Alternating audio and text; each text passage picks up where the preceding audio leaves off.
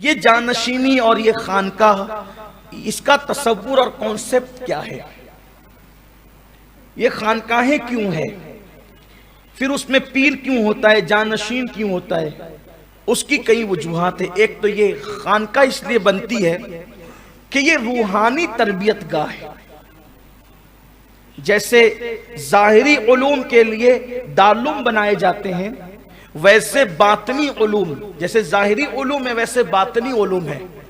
اب یہ باطنی علوم کیا ہے؟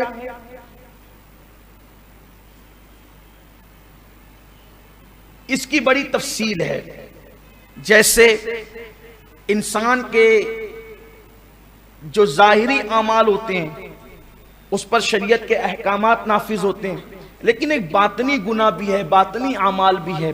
جیسے انسان کسی سے بغض رکھے، کسی سے حسد رکھے، کسی سے کینہ رکھے، زبان الگ ہو، دل الگ ہو، یہ سب چیزیں اسلام نہیں چاہتا۔ تو خانقاہوں کے اندر دل سنوارا جاتا ہے۔ تھوڑا سا میں آپ کو بات آگے بڑھانے سے پہلے بتانا چاہتا ہوں کہ خانقاہوں کا تصور کیا ہے۔ تو خانقاہیں جب تعمیر ہوتی ہے تو اس میں شیخ یہ کرتا ہے، جو پیر ہوتا ہے وہ یہ کرتا ہے کہ انسان کو قدرت نے جو نفس امارہ دیا ہے، اور یہ نفس امارہ انسان کو گناہ کی طرف لے جانے والا ہے، جیسا کہ قرآن کہتا ہے کہ بے شک نفس امارہ تو انسان کو گناہ کی طرف لے جانے والا ہے۔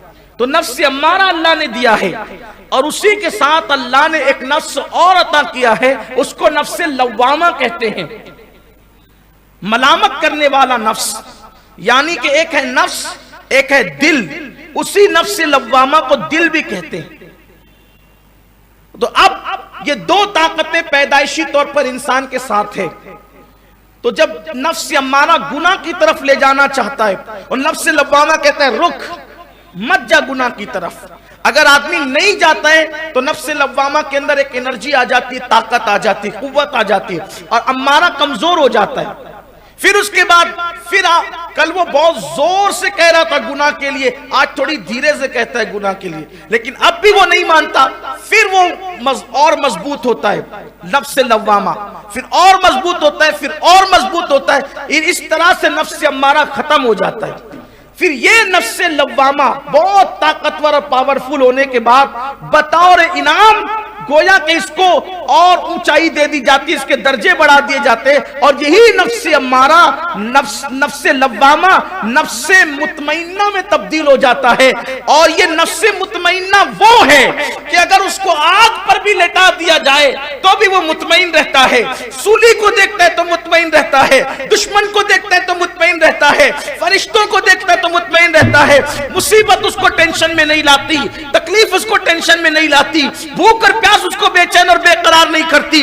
قرآن اس کا آئینہ یوں بیان کرتا ہے، الا ان اولیاء اللہ لا خوف علیہم ولا هم یحزنون، آگاہ ہو جاؤ جو اللہ کے دوست ہیں نہ ان کو خوف ہے نہ کوئی غم ہے۔ اور اگر ایسا نہیں، اور پھر جب وہ دنیا سے جاتا ہے تو پھر اس نفس مطمئنہ کو یوں بلایا جاتا ہے، یا ایتھا النفس المطمئنہ ارجعی الی ربک راضیۃ مرضیہ فادخلی فی عبادی وادخلی جنتی۔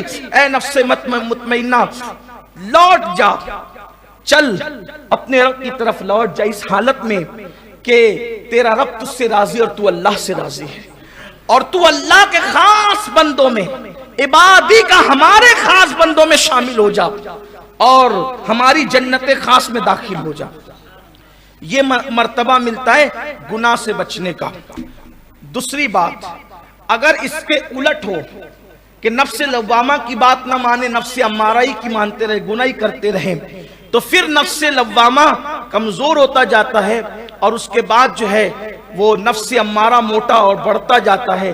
پھر ایک وقت وہ آتا ہے کہ لوامہ ختم ہو جاتا ہے، اور وہ نفس امارہ وہ شکل اختیار کر جاتا ہے شیطنت کی، کہ اس کے دل پر پھر مہر لگا دی جاتی ہے۔ نہ انسان حق سنتا ہے، نہ حق بولتا ہے، نہ حق کو پسند کرتا ہے، گویا کہ وہ انسانوں میں شیطان بن جاتا ہے۔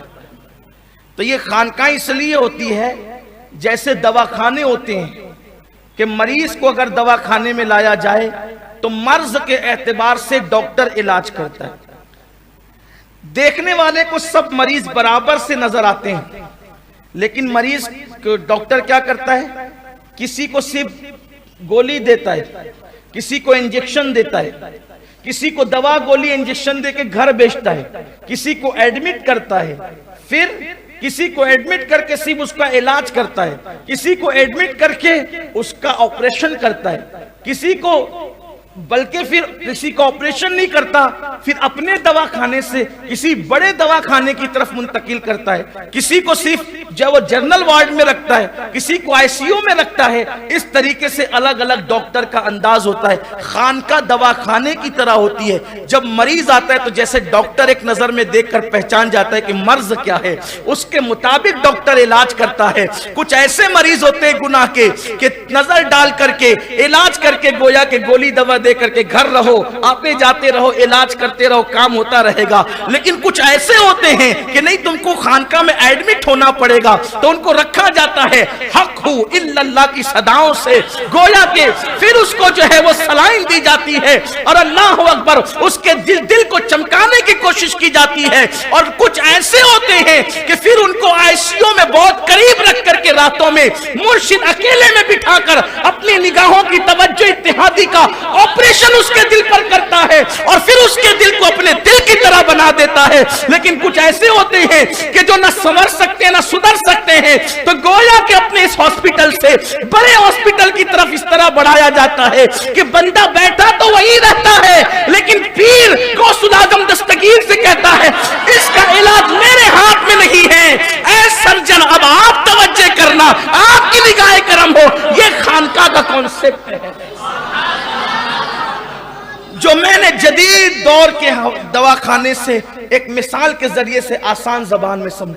اگر میں ہاہوت لاہوت باہوت ملکوت سر اخفی خفی اگر اس میں آپ کو لے جاتا تو آپ اٹھ کر کے بھاگ جاتے۔ تو آپ جو سمجھ سکتے تھے میں نے انجیکشن سلائن دوا گولی اس کو میں نے اپنے انداز سے بیان کیا۔ اگر یہ باتیں صحیح ہیں تو من جانب اللہ ہے، اور اگر اس میں کوئی غلطی ہو گئی ہو تو یہ میرے نفس کا قصور ہے۔ تو یہ ہے خانقاہ کا تصور، اس میں پیر رہتا ہے۔ لیکن پیر، اب ایک اور بات، جیسے ڈاکٹر کو صرف مریض سے تعلق ہوتا ہے، پیسے سے نہیں، آنے والا غریب ہے کہ امیر ہے، یہ میں پہلے کے ڈاکٹر کی بات کر رہا ہوں، یہ وہ ڈاکٹر نہیں کہ ٹیبل پہ رکھوں گے تو پھر علاج نہیں۔ یہ ہم اپنے بچپنے کے ڈاکٹروں کی بات کر رہے ہیں، اور اب بھی ایسے ڈاکٹر ہیں ہمارے شہر میں جنہیں پیسے سے کوئی مطلب، امیر غریب سے کالے گورے سے کوئی مطلب نہیں، اس کو اپنے مقصد پہ نظر ہے، مریض آیا علاج ہی کرنا ہے۔ ویسے خانقاہ میں بیٹھنے والا شیخ کوئی آئے، وہ کسی کو جھڑکتا نہیں، ہکالتا نہیں، وہ دھکے نہیں دیتا، کالا ہو گورا ہو چھوٹا ہو بڑا ہو، کسی نسل کا ہو کسی حسب کا ہو کسی خطے کا ہو کسی قبیلے کا، بس وہ آنے والے کو اللہ سے ملانا چاہتا ہے، کنیکشن جوڑنا چاہتا ہے، اور اس وقت تک وہ چھوڑتا نہیں جب تک کہ اس کی دل کو مکمل صحت مند نہیں کر دیتا۔ دواخانے سے ڈسچارج کب ملتا ہے؟ جب مکمل صحت ہے، لیکن بل ادا کرنا پڑتا ہے، وہاں بھی بل دینا پڑتا ہے۔ یہاں بل پیسوں کی شکل میں ہوتا ہے، اور یہاں پیر کے یہاں بل جو ہوتا ہے جان مال اولاد سب آدمی پیر کے ہاتھوں بیچ دیتا ہے۔ اب مرید ہونے کے بعد کچھ اپنا نہیں رہتا، سب پیر کا ہو جاتا ہے۔ یہ ہے تصور۔ تو یہ خانقاہوں کا تصور، اور خانقاہوں میں انسانیت ہے۔ مذہبوں ملت کی تفریق کے بغیر خدمت کرتے ہیں خانقاہی لوگ۔ اگر وہاں کھانے کے لیے کافر بھی آ جائے تو وہ دھکے دے کے نہیں بھگاتے، کافر کو بھی کھلاتے، سب کو پلاتے۔ جانوروں، خانقاہوں میں جانوروں کی بھی روٹیاں بنائی جاتی ہیں، ان کو بھی کھلایا جاتا ہے، سب کا خیال کیا جاتا ہے۔